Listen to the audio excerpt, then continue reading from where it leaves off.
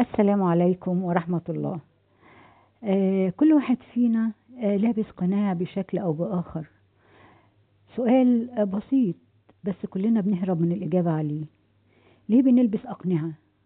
ليه لما حد بيسألنا عامل إيه أو عاملة إيه بنرد بكل بساطة الحمد لله تمام، وإحنا جوانا وجوا دماغنا حرب؟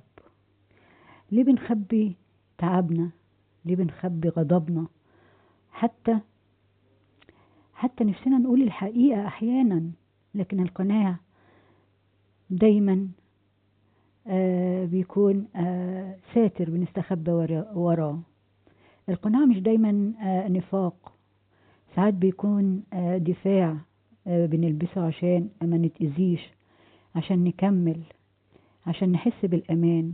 وانت مستخبي وراه بتبقى مطمن.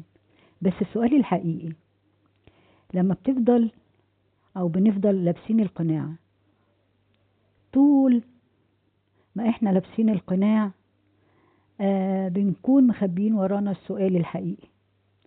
طب لما بنفضل لابسين القناع، الوقت بين اللي احنا بنعيشه واحنا لابسين القناع بنبقى حاسين بإيه؟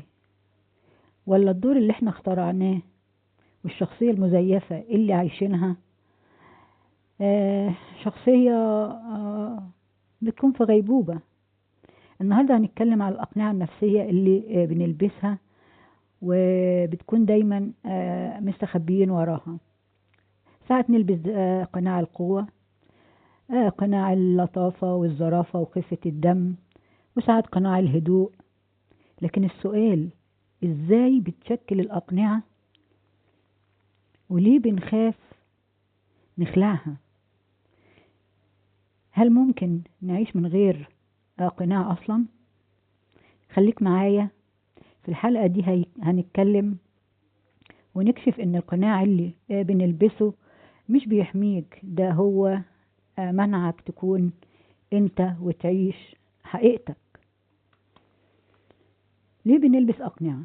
هو سؤال بسيط لكن دايما محتاج مننا رد. تسأل حد انت عامل ايه، يقول لك انا تمام. هو تمام وفي دماغه في حرب بس مش باينة للناس. ليه بنضحك وسط الوجع؟ ليه بنساير ناس مش شبهنا ولا زينا؟ وليه ساعات بنحب نفسنا، بنخبي نفسنا الحقيقية كأنها حاجة عيب لازم نخبيها؟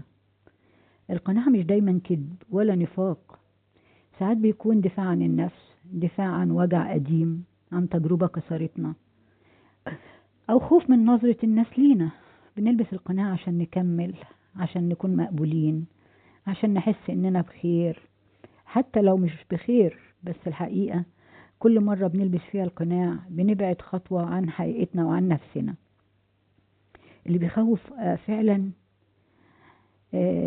إن أنت مع الوقت تنسى شكلك الحقيقي، أو ننسى شكلنا الحقيقي من غيره، كأنك من غير القناع كأنك واقف عريان خايف الناس تشوف حقيقتك. أما القناع أو الأقنعة فهي أنواع. على سبيل المثال للحصر، قناع القوة اللي بيخليك دايما ثابت قدام الكل حتى لو جواك طفل صغير عايز يبكي وبيتألم.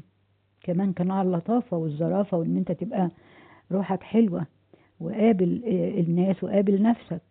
القناع ده بيخليك ترضى باللي بيحصل معاك، تراضي الناس على حساب نفسك، تماشي اللي بيدور حواليك وانت من جواك مكسور قلقان خايف. كمان عندك قناع الهدوء اللي بيخليك ساكت ودايما عشان ما تزعلش حد، لكن اللي جواك بيبقى فيض من الكلام مش قادر تقوله، محشور جوا زورك من سنين مش قادر تعبر عن نفسك.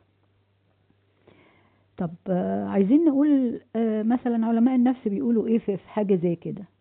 علماء النفس بيقولوا ان القناع بيكون في مرحلة بدري مبكرة، في مرحلة مبكرة جدا من حياتنا، من أول مرة اتقال لنا عيب ما تزعلش حد، عيب تعيط، عيب تتكلم كده، خليك جامد. فنبدأ نخبي مشاعرنا ونتصرف بطريقة مقبولة ترضي المحيط. وده اللي بيخليك شخصية شكلها هادي وواثق، لكنها من جوه تعبانة وتعبانة جدا. بس في نقطة مهمة احنا عايزين نهتم بيها. احنا مش مطالبين نخلع كل الأقنعة مرة واحدة. أحيانا القناع بيحمينا من صدمات، من وجع، من بعض المواقف اللي ممكن تأذي مشاعرنا. لكن لازم نكون عارفين حاجة مهمة جدا، الفرق بين القناع اللي بيحمينا والقناع اللي بنستخبى وراه. وهنا هنتكلم عن نقطة مهمة. يا ترى احنا لابسين القناع عشان نعيش، ولا لابسين القناع عشان نهرب من نفسنا؟ كل ما تكون صادق مع نفسك هتلاقي السلام بيقرب من جواك اكتر. مش لانك بطلت تلبس قناع، لكن لانك عارف ايه اللي بيدور جواك، ايه اللي انت حاسس بيه. يعني نقدر نقول دي كانت اول خطوة في طريقك ان انت تمشي في الاتجاه الصحيح. كمان لو الموضوع عجبكم اتمنى تعملوا اللايك الجميل وتشتركوا في القناة عشان دايما يكون في جديد نقوله ونكمل مع بعضنا. عارف او عارفين ان احنا بنكلم نفسنا وبكلم نفسي قبلكم. يمكن كلنا محتاجين وقت عشان نتصالح مع نفسنا الحقيقية. تتصالح مع نفسك، تتكلم مع نفسك. مش لازم نكون مثاليين ولا بريفكت، ولا احنا ما حصلناش، ولا لازم نرضي الكل. مش لازم، مش ضروري نرضي كل الناس على حساب نفسنا. المهم نكون صادقين مع انفسنا.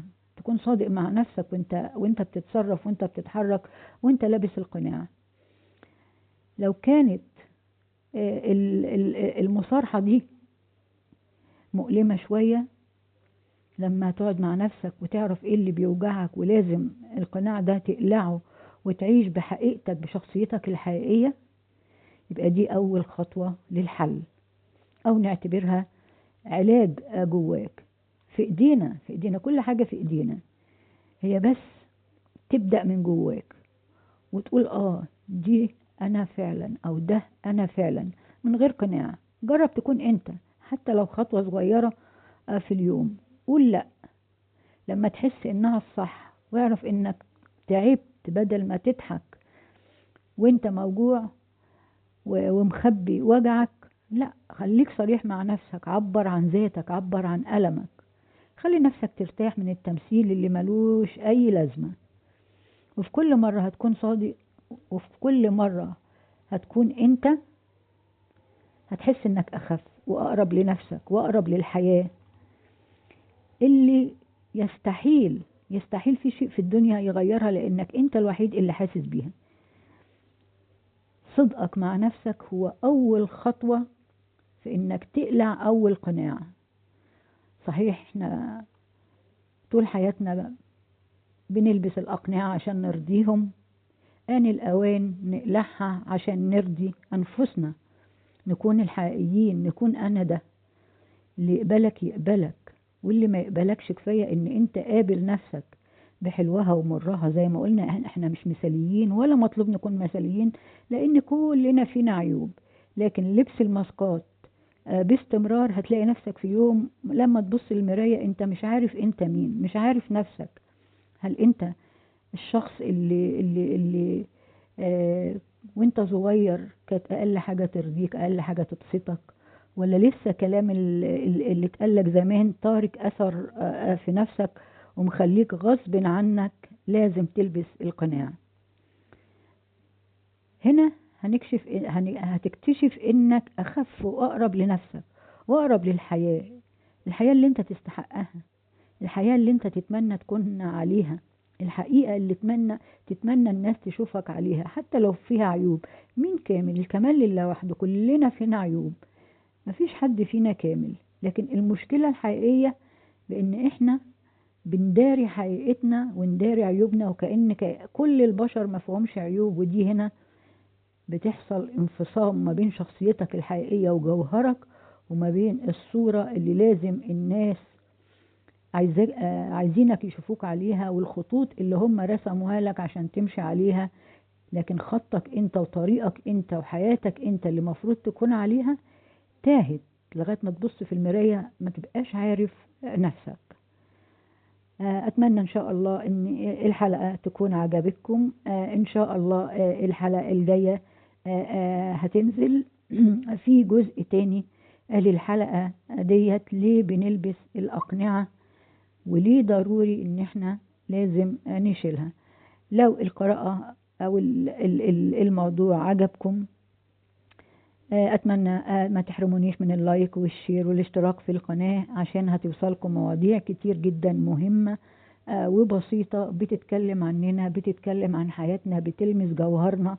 بنقول كلام بسيط لكن الموضوع بيكون جوانا عميق جدا. دي بتبقى مشاعر روحانية، مشاعر إنسانية، بنحاول نبسطها في كلمات بسيطة تقدر توصل للناس البسيطة، تفهمها وتحسها وتلاقي نفسها موجودة فيها. أتمنى لكم كل خير. ما تنسوناش بالدعم والشير واللايك، وممكن تشير الموضوع لحد حاسس إن هو متعدد الأقنعة وتعبان في حياته وهو مش حقيقي. أشوفكم على خير. سلام يا حبايبي.